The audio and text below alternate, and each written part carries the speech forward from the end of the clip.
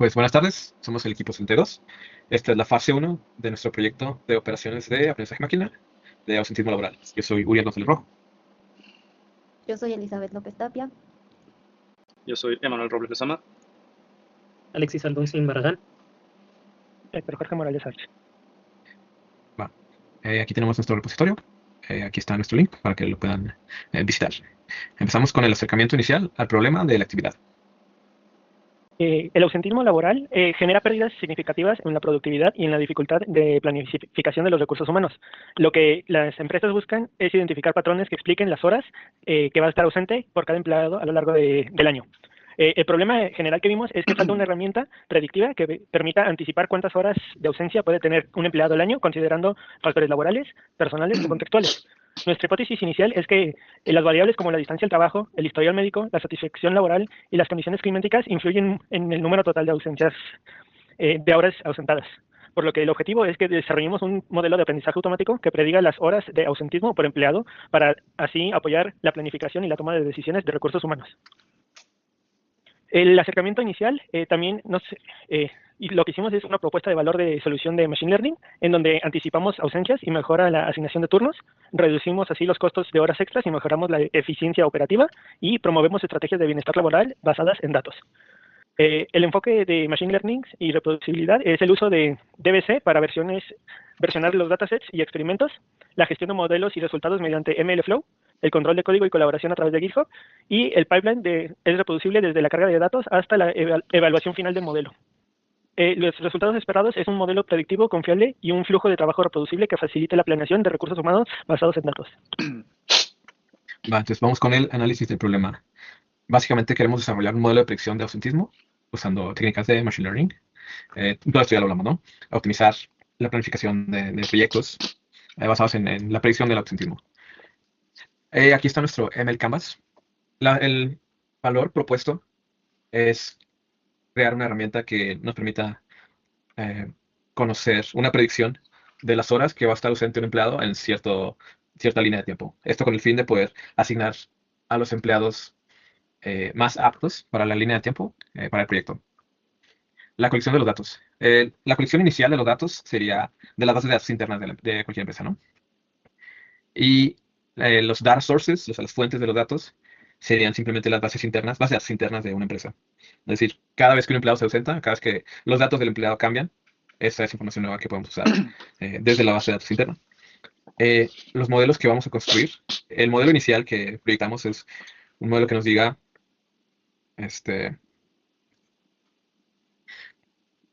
el ausentismo predicho para un mes específico.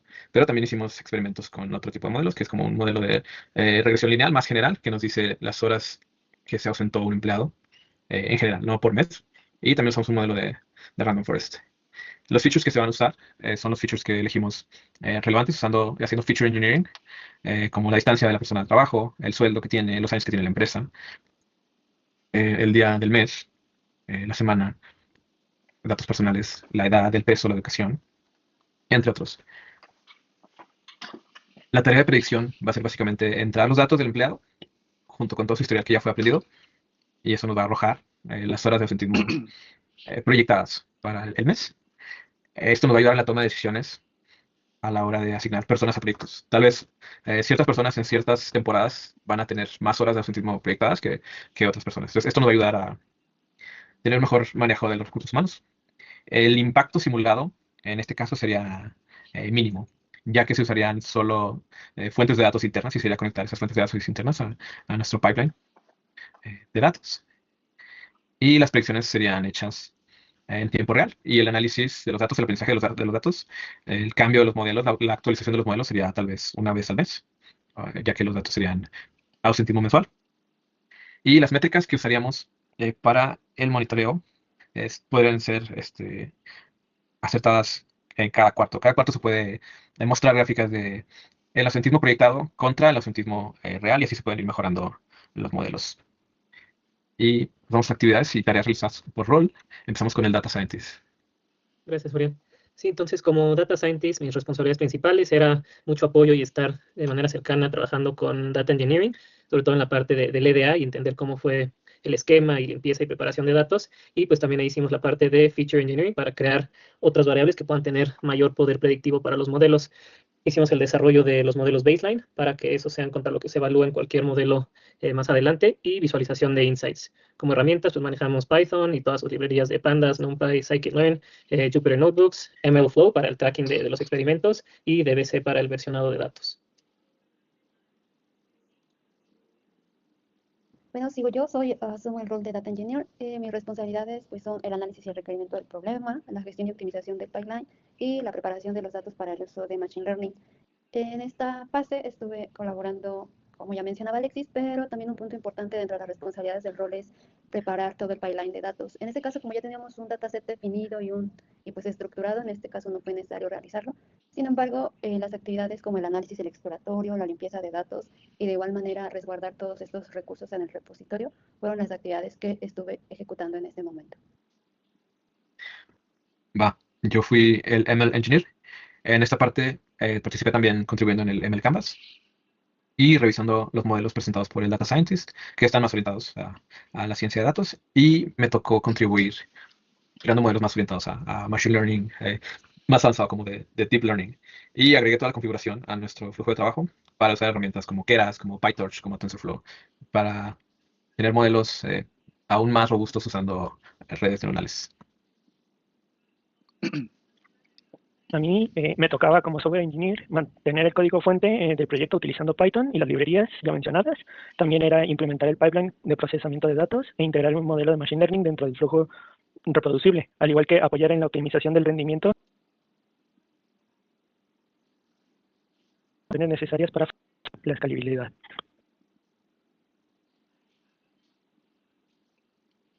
Bien, a mí me tocó la parte de DevOps Engineer. Para esta parte, mis responsabilidades fueron tratar de obtener buena reproducibilidad y confiabilidad del sistema, trazabilidad de los datos y orquestar toda la organización del equipo y toda la colaboración para este sistema. En la fase 1 lo que se implementó fue el setup de todo el GitHub, que es el que pueden ver aquí que estamos también presentando en pantalla. Ahí subimos pues, los lineamientos y las reglas de todo cómo se va a mover para poder todos tener acceso al mismo contenedor que está sobre el Docker. Para eso se hizo esa construcción y configuración con todos los parámetros, con todas las instrucciones dentro del README, que va a hacer los lineamientos de cómo vamos a estar manejando absolutamente todo. Ahí se definieron estas reglas y también se hizo la creación de un script interactivo que nos va a estar ayudando a publicar los datos que ya obtenemos de por ejemplo, de la limpieza de datos o de cualquier otro algoritmo que corramos. Vamos a generar un dataset nuevo con información más limpia o más nueva, entonces todo eso se va a poder subir en automático a la nube de AWS y se va a crear un puntero con DBC, que es el que va a ir guardado nada más aquí en GitHub. Métodos y técnicas que utilizamos. Entre estos están manipulación y preparación de datos, la exploración de datos, limpieza de datos, el versionado y los modelos de Machine Learning. Vamos con manipulación y preparación de datos. Sí, con respecto a la manipulación y preparación de datos, pues trabajamos en el dataset que nos asignaron. Este justo es el dataset de ausentismos. En este dataset, pues también vimos la importancia de tener una estructura para los datos que se van a procesar. Entonces, dentro del repositorio de GitHub, se trabajó sobre esta estructura de data, que se muestra raw, iter y process. En cada una de ellas, de momento, estamos utilizando solamente itering, que es ahí donde se colocó ya como tal el CSV limpio. Obviamente para esto se utilizaron scripts de Python para poder generarlos. Y con respecto a la siguiente actividad, que es la siguiente, gracias, exploración de datos. Con respecto a la parte de la exploración de datos, pues aquí hubo varias tareas por ejecutar. Justo primero fue todo el análisis exploratorio de los datos. Esto se hizo sobre un collab o sobre un archivo de Jupyter Notebook para poder comprender las relaciones entre las variables.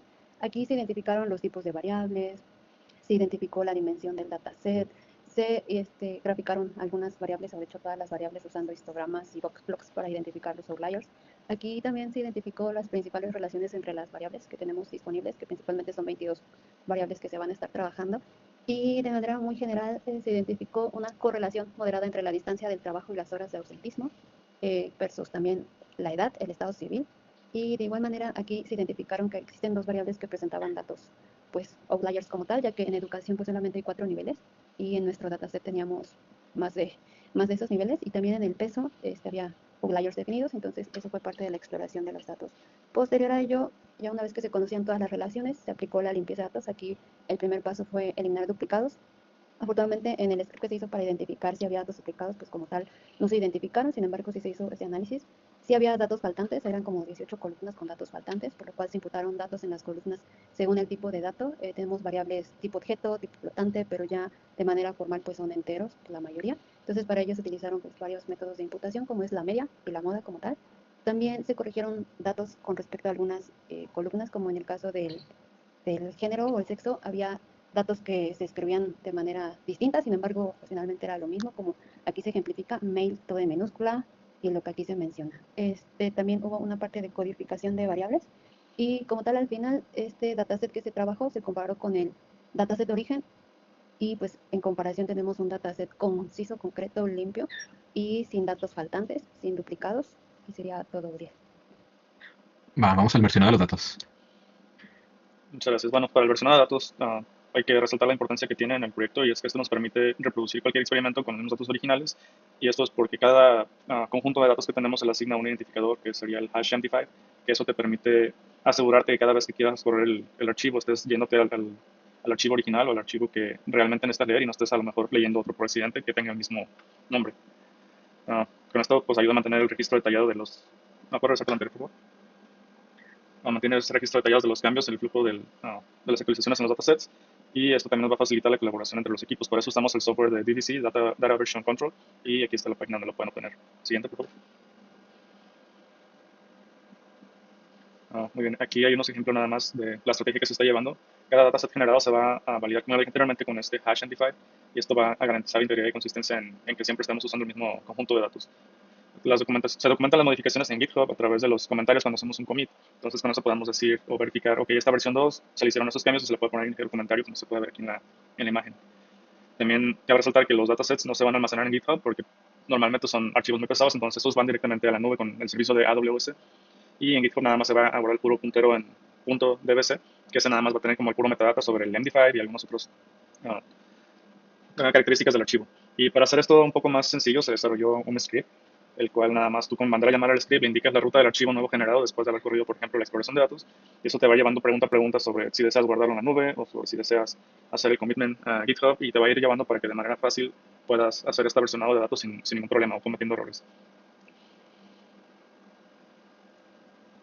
Gracias. Vamos a hablar un poco de los patrones que descubrimos durante todo este análisis que hicimos de los datos. Como primera instancia vemos un efecto que estamos llamando el efecto lunes, que en todos los días lunes vimos que había un 18% más ausentismos que en cualquier otro día, ¿no? Entonces, esto sugiere que quizás puede haber problemas relacionados con el fin de semana que lleve a que haya mayores niveles de ausentismo iniciando la semana.